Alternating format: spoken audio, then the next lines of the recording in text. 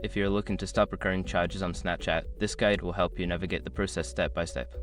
Follow these instructions to manage your subscriptions effectively. Step 1. Open Snapchat. Launch the Snapchat app on your mobile device.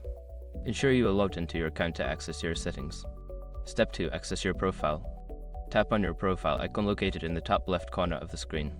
This will take you to your account settings and personal information. Step 3. Go to Settings. In your profile, tap on the gear icon in the top right corner to open the Settings menu. This is where you can manage your account preferences. Step 4. Find Subscriptions. Scroll down to the Subscriptions section within the Settings menu. Here, you will see a list of any active subscriptions linked to your account. Step 5. Cancel the subscription. Select the subscription you wish to cancel. Follow the prompts to confirm the cancellation. Make sure to check for any confirmation messages to ensure the recurring charges have been successfully stopped. By following these steps, you can easily manage and stop any unwanted recurring charges on Snapchat. If you have further questions, consider reaching out to Snapchat support for assistance.